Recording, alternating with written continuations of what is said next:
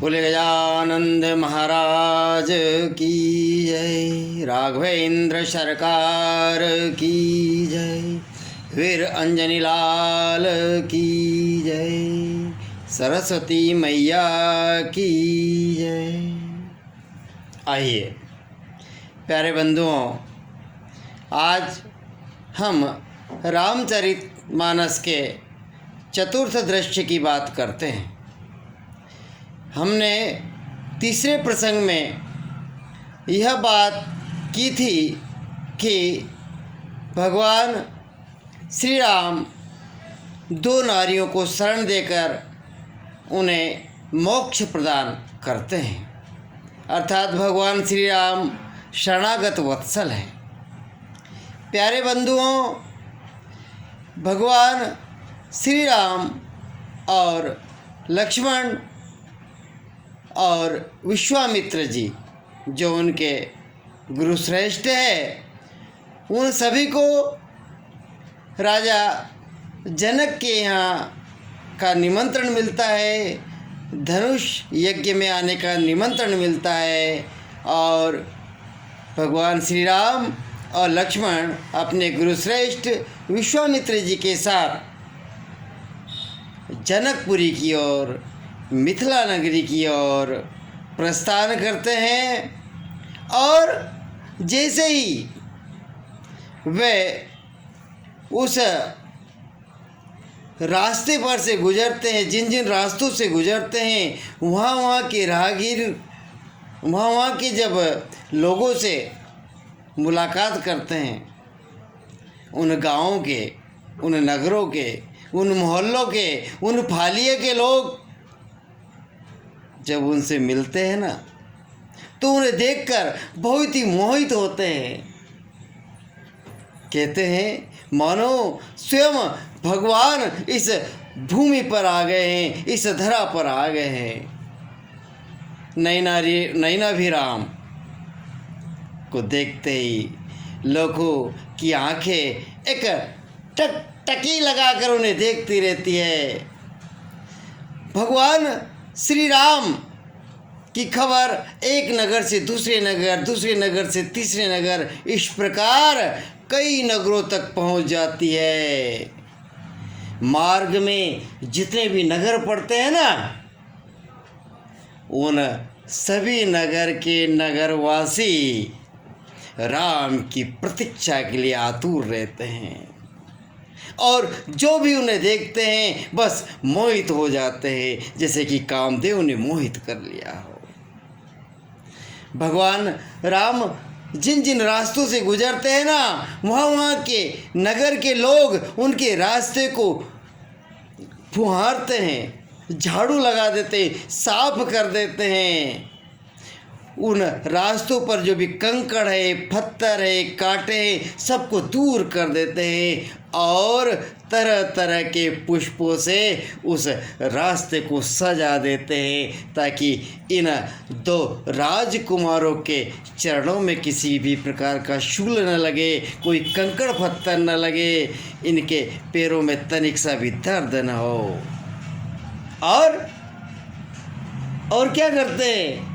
और उनकी स्तुति करते हैं। भगवान श्री राम, लक्ष्मण और उनके गुरु की स्तुति करते हैं और मन ही मन प्रसन्न होते हैं कि देखिए, एक भगवाधारी के साथ दो राजकुमार जिनके कंधों पर धनुष और बाण धरे हुए हैं, जिन्होंने अपने कंधों पर धनुष और बाण धारण किए हुए हैं, बड़े ही सिंह की मुद्रा जैसे चल रहे हैं।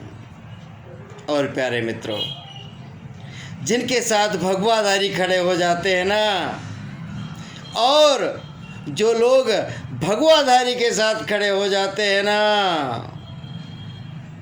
तब उन लोगों के राष्ट्र को कोई छू नहीं सकता। भगवान श्री राम विश्वामित्र जी के साथ निकले थे यज्ञ की रक्षा के लिए, और देखिए नीति उन्हें कहाँ पहुँचा रही है। भगवान श्री राम मिथिला की ओर प्रवेश कर रहे हैं। मार्ग में अनेक स्थानों पर उनका भव्य और दिव्य स्वागत होता है। तरह तरह के पुष्पों से स्वागत होता है। कई जगह विश्राम करते हैं और जहाँ पर भी विश्राम करते हैं ना, लोगों का जमघट उनके दर्शन को आतुर हो जाता है, लोगों का जमघट लग जाता है। और जैसे ही वे मिथिला के जनकपुरी के बॉर्डर पर आते हैं ना, सीमा पर आते हैं ना, द्वार पर आते हैं ना, वहाँ पर बड़े बड़े तोरण लगाए दी जाते हैं भगवान श्री राम के भव्य स्वागत को। और स्वागत होना भी क्यों न चाहिए, क्योंकि अयोध्या के राजा राम जो पधार रहे हैं। प्यारे मित्रों, मिथिला पूरी सजी हुई है। मिथिला में तरह तरह के पुष्पों की लड़ियाँ लगी हुई है और वहाँ पर अनेक देशों के भूपति जो आए हुए हैं, सभी भूपतियों का स्वागत हो रहा है। लेकिन राम के स्वागत की बात ही निराली है, राम के स्वागत की बात ही अनोखी है। भगवान श्री राम का वहाँ पर पुष्पों से ही नहीं, हृदयों से भी स्वागत हो रहा है। एक एक बालक, एक एक नर नारी, एक एक बच्चा, बाल वृद्ध नर नारी, सब राम के दर्शन को आतुर हो रहे हैं। भगवान श्री राम का दर्शन पाकर हर एक नर नारी अपने आप को धन्य महसूस कर रहा है। भगवान श्री राम अपने भाई लक्ष्मण के सहित गुरु श्रेष्ठ विश्वामित्र के संग बड़े ही मस्त चाल से चले जा रहे हैं। शेरों जैसे मदमस्त होकर जा रहे हैं और इधर उधर जब भगवान श्री राम निहारते हैं ना, तो लोग बाग के दिल में वो अपनी जगह कर लेते हैं। लोग बहुत ही हर्ष हो रहे हैं और हर्षित होकर उनका स्वागत कर रहे हैं। भगवान श्री राम की व्यवस्था राजा जनक ने अपनी जनक वाटिका में की है। देखिएगा भगवान श्री राम के विश्राम की व्यवस्था कितनी सुंदर जगह पर मित्रों, जनक वाटिका में। राजा मिथिला के जो राजा है जनक है, उनकी जनक वाटिका में श्री राम के विश्राम की व्यवस्था हो रही है। भगवान श्री राम का स्वागत वंदन अभिनंदन के पश्चात भगवान श्री राम जनक वाटिका में अपने गुरु श्रेष्ठ के साथ विश्राम करते हैं। अगले दिन क्या होता है बंधुओं? अगले दिन भगवान श्री राम प्रातःकाल गुरु के पहले उठते हैं, उनके चरणों की वंदना करते हैं, नित्य कर्म से निवृत्त होकर गुरु की सेवा के लिए तत्पर हो जाते हैं। और उधर जनकपुरी में क्या होता है?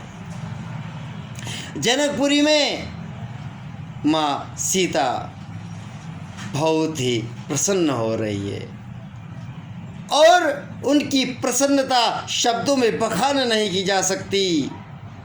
सीता माँ प्रातःकाल अपने दिनचर्या से निवृत्त होकर अपनी सखियों के साथ माँ गौरी की वंदना के लिए, माँ पार्वती की प्रार्थना के लिए, अर्चना के लिए बहुत ही मुदित मन से प्रसन्न होकर अपनी सखियों के संग जाती है और आज मन ही मन विचार करती है कि आज मेरे प्रभु श्री राम के दर्शन होंगे, आज मुझे उनके दर्शन होंगे जिनके साथ मुझे पूरे जीवन भर निर्वहन करना है, उनकी धर्मिणी बनकर पूरे जीवन उनका संग देना है। प्यारे मित्रों, इधर भगवान श्री राम अपने गुरु की सेवा के लिए पुष्प को चुनने के लिए चल पड़ते हैं पुष्प वाटिका की ओर और उधर से माँ जानकी अपनी सखियों के संग माँ गौरी की वंदना के लिए, पूजा के लिए चल पड़ती है पुष्प वाटिका की ओर। देखिए प्यारे मित्रों, यहाँ पर दो आत्माओं का अद्भुत मिलन हो रहा है। अब यहाँ पर भगवान श्री राम प्रेम को स्वीकार करने जा रहे हैं। और जब उन्होंने प्रेम को स्वीकार किया ना, तब क्या होता है पता है? उन्होंने प्रेम और वासना के अंतर को समझाया है। और यहीं से भगवान राम मानव के स्तर से ऊंचे उठे। प्यारे मित्रों, भगवान श्री राम मिथिला की जनक वाटिका से पुष्प वाटिका की ओर प्रस्थान करते हैं। और जैसे ही पुष्प वाटिका में कदम रखते हैं ना, हर एक पुष्प, हर एक पौधा, हर एक पेड़ भगवान श्री राम को पुकार रहे हैं, राम आइए ना, आइए ना, मेरे पास जितने भी पुष्प है ना, उन पुष्प में से जो भी आपको पुष्प का अच्छा गुच्छा लगता है ना, उसे तोड़ कर ले जाइए। हर एक पुष्प कहता है, हर एक पुष्प की कली कहती है, आज मुझे चुनो ना राम भगवान, हे राम आज मुझे चुनो ना, आज मेरा सौभाग्य है। यदि आपका मुझे स्पर्श मिल जाएगा ना, तो मुझे मोक्ष मिल जाएगा, मेरा उद्धार हो जाएगा। और प्यारे मित्रों, भगवान श्री राम उन पुष्पों का चयन करने लग जाते हैं। उधर से माँ सीता जैसे ही पुष्प वाटिका में प्रवेश करती है ना, उनकी आहट से ही कामदेव के नगाड़े बज जाते हैं। माँ सीता की आहट से ही कामदेव के नगाड़े बज जाते हैं। और यहीं पर भगवान श्री राम विवाह के पूर्व माँ जानकी से मिलते हैं, उनके नेत्र मिलते हैं, उनके नयन मिलते हैं। और यह विवाह के पूर्व का प्रेम पहली बार होता है। प्यारे मित्रों, यहाँ पर जैसे ही माँ सीता प्रवेश करती है ना, भगवान श्री राम कहते हैं, लक्ष्मण कामदेव अपने नगाड़े बजा रहा है, कामदेव आ रहा है, लक्ष्मण लक्ष्मण बचाओ, लक्ष्मण बचाओ। भगवान श्री राम इस प्रकार लक्ष्मण से कहते हैं। और वहीं पर माँ जानकी आ जाते हैं। भगवान श्री राम पुष्प चुनते हुए और माँ जानकी को देख लेते हैं, माँ जानकी श्री राम को देख लेते हैं। दोनों की दृष्टि एक दूसरे के ऊपर गिरती है, दोनों में प्रेम का प्रादुर्भाव हो जाता है। प्यारे मित्रों, जो प्रेम की अनंत मूर्ति है, जो जगदम्बा का स्वरूप है, भगवान श्री राम जो परम पिता परमेश्वर का स्वरूप है, आज दोनों के बीच विवाह के पूर्व मानव लीला करते हुए प्रेम होता है। और इस प्रकार भगवान श्री राम और सीता यहाँ पर स्वतंत्र रूप से एक दूसरे को देखते हैं। प्यारे बंधुओं, स्वतंत्रता बहुत ज़रूरी है, लेकिन श्री राम ने यह बताया कि स्वतंत्रता में भी मर्यादा नहीं तोड़ना चाहिए। और इस प्रकार भगवान श्री राम पुष्प वाटिका से पुष्पों का चयन करके चल पड़ते हैं अपने गुरु की ओर, जहाँ पर वो जनक वाटिका में विश्राम कर रहे हैं। और माँ जानकी भी प्रसन्न मन से, मुदित मन से पुष्प का चयन करने के बाद गौरी मंदिर में पार्वती माता की पूजा करने के लिए चल पड़ती है। माँ गौरी को प्रार्थना भेंट करती है और माँ गौरी से प्रार्थना में सब कुछ कह देती है कि मुझे वर के रूप में भगवान श्री राम ही चाहिए, अयोध्या के राजा चाहिए। भगवान राम भी बहुत ही सहज और सरल स्वभाव के हैं, अतः पूरी बातें अपने गुरु को